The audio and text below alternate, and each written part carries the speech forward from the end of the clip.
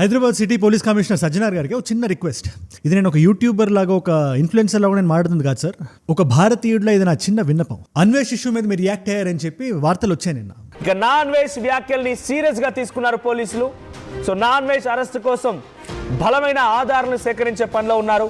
ఇందులో ఎంతవరకు యాక్యురసీ ఉందో నేను కంప్లీట్ 100% నేను చెప్పలేను. కానీ మీకు టైం పర్మిట్ చేసినప్పుడు హైదరాబాద్ పోలీసులో మీరు ఒక్క ప్రెస్ మీట్ పెట్టండి. ఇది కన్సిడర్ చేయండి యాజ్ ఎ రిక్వెస్ట్. మన ఇద్దరం మాట్లాడుకున్నాం సార్ ఒక 1.5 year బ్యాక్. అది అప్పుడు మీరు ఆర్టీసీలో ఉండేవాళ్ళు. అది డిఫరెంట్ కాంటెక్స్ట్, డిఫరెంట్ టాపిక్. అది ఇవాళ కూడా నేను మీకు ఫోన్ చేసి మాట్లాడొచ్చు. బట్ ఇది పబ్లిక్ డొమైన్లో చెప్పడానికి కారణం I'm representing an entire community అని సార్. అంతే. దయచేసి మీకు వీలైతే ఒక ప్రెస్ మీట్ పెట్టండి సార్. మీరు ఏదైతే చెప్పారో అదే చెప్పండి. ఇవాళ ఒక వ్యక్తి బయటకు వచ్చి సీతమ్మ వారి గురించి ఇష్టం వచ్చినట్టు మాట్లాడుతూ నేను చెప్పిన కాంటెక్స్ట్ అది కాదు, సారీ చెప్తే ఎందుకు తీసుకోవట్లేదు అంటున్నాడు సార్. సారీ చెప్తే ఎందుకు తీసుకోవట్లేదు అంట. దానికి ధైర్యంగా నేను మలేషియా, థాయిలాండ్ ఎక్కడో కూర్చున్నా. నేను నా దగ్గరికి ఎవరు వస్తారని ఒక ధైర్యం ఉంది సార్ ఆయనకి. మనం ఒక్కటే చేయాలి సార్ ఆ ధైర్యానికి. మన ప్రెస్ మీట్ ఆ ధైర్యానికి, భయాన్ని పరిచయం చేయాలి సార్.